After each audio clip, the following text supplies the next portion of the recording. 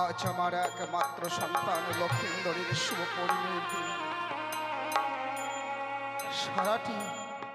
সারাটি প্রাসাদে যেন আত্মীয় স্বজনে ভরপুর, একে অপরের সঙ্গে মেতে রয়েছে, চতুর্দিকে যেন আলোয় আলোকিত। কিন্তু আজ যে লক্ষিন্দরের শুভ পরিণয়ের দিন, এই শুভ পরিণয়ের দিনে বারবার সেই পুরনো দিনের কথাগুলো ভেসে উঠছে। কারণ এইভাবেই ছয়টি পুত্রের বিবাহের সময় আত্মীয় স্বজনেরা এসেছিল আমার 6 সন্তানকে আশীর্বাদ করতে বলে। আজও এসেছে তারা, কিন্তু ভাগ্যের কি পরিহাস, এক করে 6টি সন্তান আজ আমায় ছেড়ে চিরতরে চলে গেছে। ওইদিকে ঘরের কোণে 6টা কাঁচা সোনা বিধবা বৌমা ঘরের কোণে শাড়ির আঁচলে মুখ লুকিয়ে কান্না করছে। তারা বুঝতে পারছে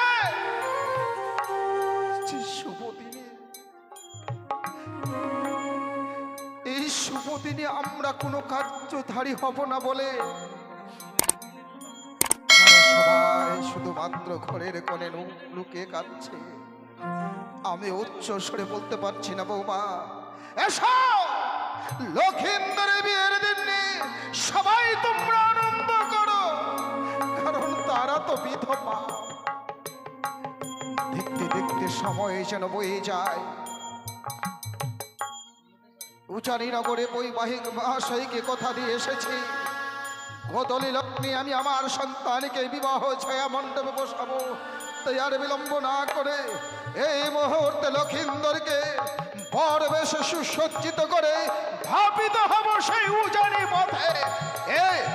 এ কথা আছিস, আমার লক্ষিন্দরকে পাঠিয়ে দেবে।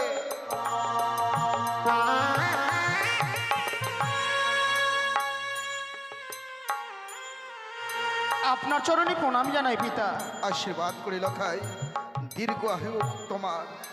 বলুন, আপনি আমায় কেন ডেকেছে? লখাই, আজ তোমার শুভ পরিণয়ের দিন, তাই এই শুভ পরিণয়ের দিনে মনে মনে স্থির করেছি নিজ হস্তে পরবেশে সুসজ্জিত করে আমি তোমাকে নিয়ে যেতে চাই সেই উজানি পথে বিবাহ যাত্রা। কারণে সত্যি পিতা, আজকে আমার শুভ পরিণয়, তাই তো আপনার হস্তে দেখছি সেই সোলার মুকুট। হয়তো মনে মনে স্থির করেছেন ওই সোলার মুকুট দিয়েই আপনি আমায় আজকের দিনে সাজিয়ে দেবেন।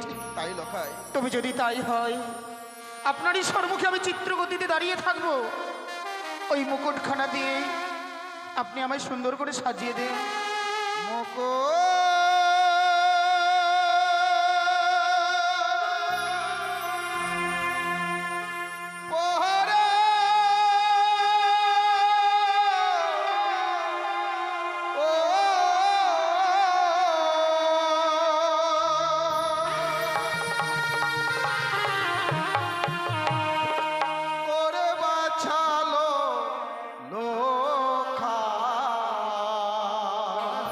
পিতা, আমি মোহক পোড়াব তোর মাথা। না,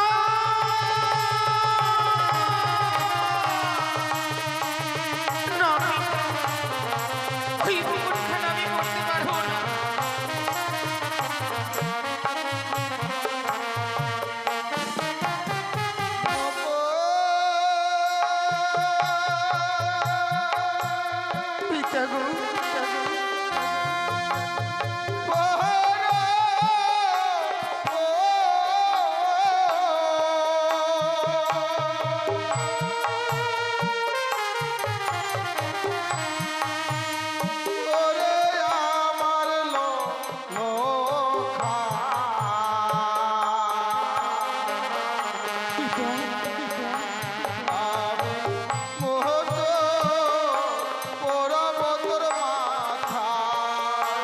এসো লোকায়, এসো মুকুট না!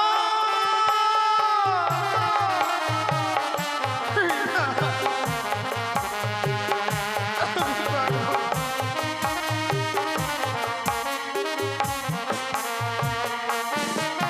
আমার মাথা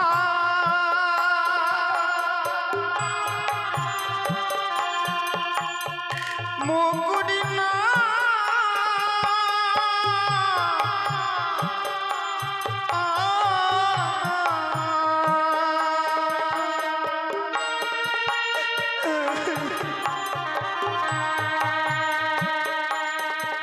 ওই নানা পরাবে পিতা গো লোকায়।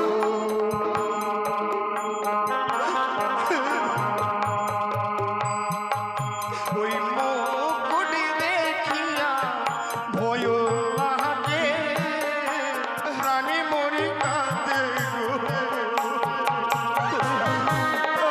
তুলে ফেলে বলছে লোকায়।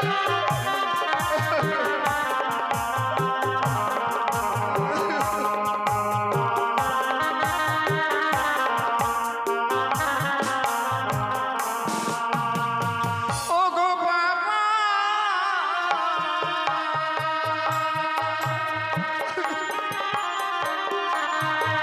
ওই সে মুকুটের উপরে দেখি সর্বের বিশ্ব গো। ও গো বাবা মুকুট দেখিয়া ভয় লাগে। এর উপর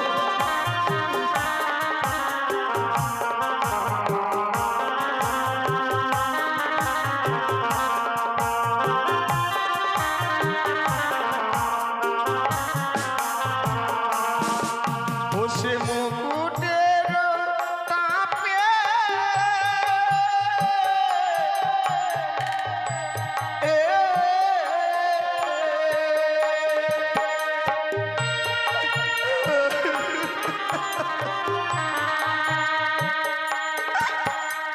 মস্তক আমার কাঁপে গো।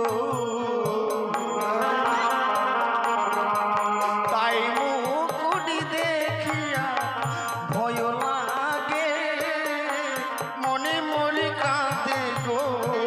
কি বলছিস লোকায়?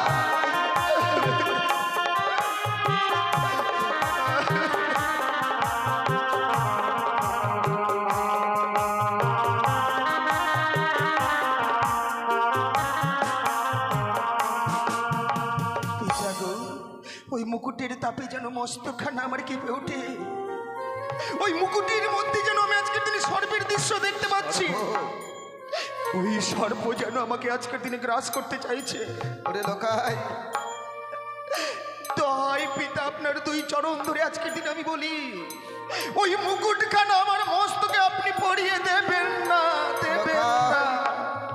বড় আশা করে এসেছিলাম এই সোলার মুকুটখানি তোমার মস্তকে পরিধান করাবো, কিন্তু সোনার মুকুটের উপরে যখন তুমি সর্পের দৃশ্য দেখতে পাচ্ছ, ওরে ওরে কোনো পিতা কি পারে সন্তানের মস্তকে সর্পের মুকুট তুলে দিতে? আমিও পারবো না লোকায়, ওরে আমিও পারবো না। কিন্তু পুত্র, এই যে মালির হাতে মালির গন্ধিত ফুলের মালা, যে ফুলের মালা নিয়ে সাধনা তোলায় তোমাকে সপ্তম পাকে বন্ধিত হয়ে তোমায় যে মাল্য দান করতে হবে পুত্র, এটাকে তো নিরাশ করবে না লোকা। সত্যি সত্যি বলেছেন পিতা। না জানি আজকের দিনে ঠাকুরের কাছে আমি কামনা করি, ওগো ঠাকুর, আজকের দিনে পিতার আমি মনের আশা কেন পূর্ণ করতে পারছি না? একটু ঠাকুরকে আমি করজোরে মিনতি করি, ওই মুকুট পরিধান থেকে আপনাকে আমি বঞ্চিত করেছি। এই মালাখানা গলায় ধারণ করে আমি যেন আপনার সন্তান হয়ে আপনার জন্য মনের আশা পূর্ণ করতে পারি। এসো লোকায়, এসো তোমায় মল্লখানা পরিধান করে দি।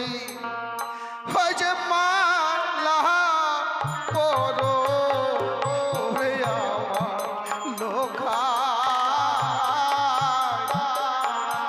আমি মালা পরাবো তোমার গলে শোলখা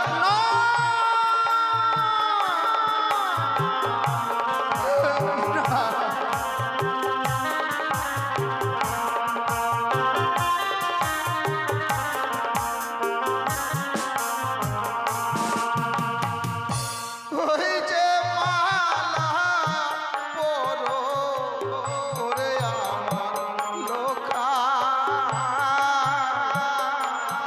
আমি মালা পরাবো তোর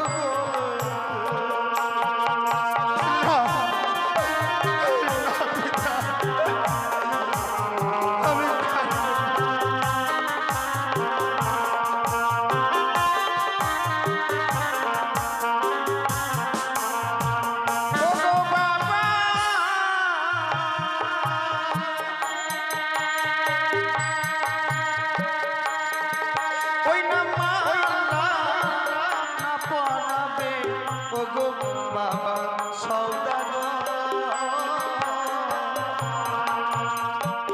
ও গো বাবা মালা দেখিয়া বয়ুতা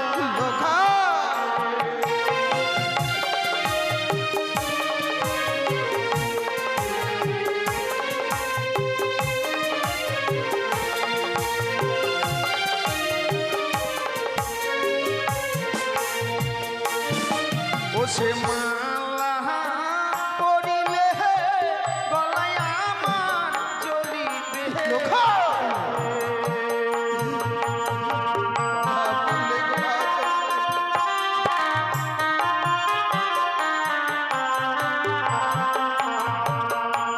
ওই সে মালার উপরে দেখি সর্বে বিশ্বগ ও গো বাবা মালাও দেখিয়া ভয় লাগে মালার উপরও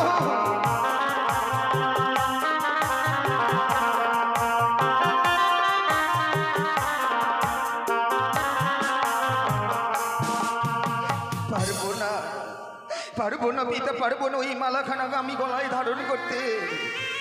আজকের দিনে যা দৃশ্য দেখেছিলাম ওই মুকুটের উপরে, একই দৃশ্য দেখতে পাচ্ছি এই মালার উপরে। এই মালার উপরেও যেন আমি সর্পের দৃশ্য দেখতে পাচ্ছি। জানি লখাই মুকুট মালার উপরে কেন তুমি সর্পের দৃশ্য দেখতে পাচ্ছ? সব ওই রাক্ষসীর ছলনা। আমার হাতে হামতালে যষ্টি নাই বলে ওই রাক্ষসী চাইছে অদূর হইতে তোকে সর্পের ভয় দেখিয়ে তোর বিবাহ ভেঙে দিতে। তার শত আশা শত চেষ্টা আমি ব্যর্থ করে দেব। এই ছেড়ে দেখ। ধরলাম হাতে হামতালে যষ্টি, দেব হামতালে যষ্টির মুকুট মালার উপরে বেরি সর্বকে করব দুর্ভূত। তোমার মস্তকে গলে দেব মুকুট মালা পরে। এই তো দেখো তো লক্ষেন্দর, মুকুট মালার উপরে সর্পের দৃশ্য দেখতে পাচ্ছ?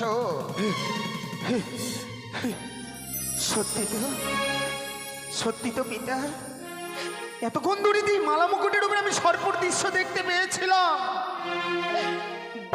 বার করে আমি সর্প দেখে আমি দূরে সরে গিয়েছিলাম।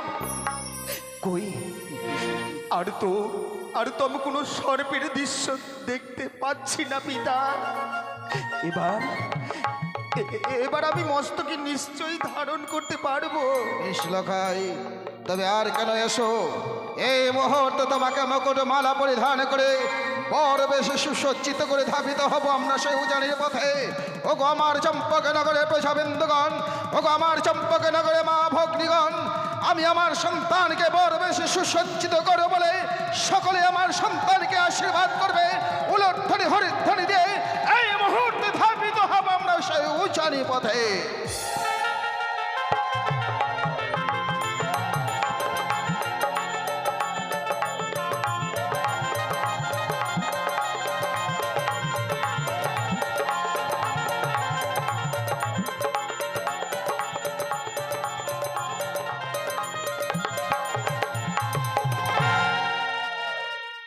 লোকাই, বলুন পিতা। মুকুট মালা পরিধান করে তোমাকে দেখে মনে হচ্ছে স্বর্গের বৈকুণ্ঠ গলক থেকে নারায়ণে নেমে এসেছে আমার সোনার চম্পক নগরে, কিন্তু লক্ষ্মী বিদেহেতেও নারায়ণের শোভা পায় না রে লোকাই। এতদিন একটা শিক্ষা দিয়ে এসেছিলাম, পিতা স্বর্গ পিতা ধর্ম পিতা হে পরমন্তব ভীত পিতিমা পর্ণে বিয়ন্তে সর্বদেবতা।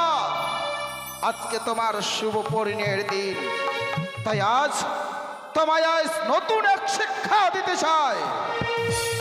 এমন কি শিক্ষা দেবেন পিতা বলুন?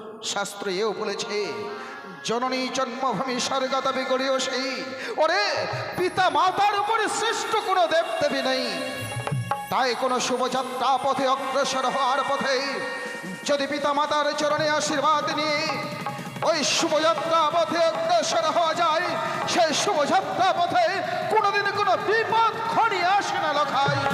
আমি চাই এই মুহূর্তে তুমি তোমার গর্ভধারণী জননীর কাছ থেকে বিদায় নিয়ে এসে আমরা ধাপিত বসে উচ্চারি পিতা, আপনি ঠিকই বলেছেন। আজকে আমার বিয়ে, এই বিয়ের দিনে যেন ভুলে গিয়েছিলাম আমার মায়ের কথা, যে মা আমাকে 10 মাস 10 দিন গর্ভে ধারণ করে নিজের বক্ষসুধা পান করে পৃথিবীর আলো দেখিয়েছে। এই শুভ দিনে ভুলে গিয়েছিলাম সেই মায়ের কথা গো। শুভযাত্রার পথে যাওয়ার আগে যে গুরুজনের আশীর্বাদ মস্তকে নিতে হয়, আমি ক্ষণেকের মধ্যে বিস্মরণ হয়ে গেছিলাম। আমি যাব পিতা, আজকে আমার শুভ দিন, মায়ের কাছে বিদায় নিতে আমি যাব। মাকে গিয়ে বলবো, মা আমাকে আশীর্বাদ করবে না, তোমার আশীর্বাদ ছাড়া যে আমি চম্পকনগর পরিত্যাগ করে যেতে পারবো না ওই উজানি নগরে। আপনি কিছুক্ষণ অপেক্ষা করেন, প্রথম আজ এই 101টি বরযাত্রী নিয়ে এই মুহূর্তে মায়ের কাছে গিয়ে মাকে বলবো, মা আমাকে বিদায় দাও। মায়ের কাছ থেকে বিদায় নিয়ে এসে আমি আমি আপনার সঙ্গে যাব ওই উজানি নগরে। চলে গেল লোকাই তার গর্ভধারণী জননীর কাছ থেকে বিদায় নিতে। ওই দিকে উজানি নগরে বৈবাহিক মহাশয়কে কথা দিয়ে এসেছি, 101টা বর্ণের বরযাত্র আমায় নিয়ে যেতে হবে। কেবলমাত্র লক্ষিন্দরকে সুসজ্জিত করেছে, এখনো 100 বরযাত্রী বাদ্যকারগণ প্রহিত মশাইকে সঙ্গে নিয়ে এই মুহূর্তে ধাবিত হব সেই উজানি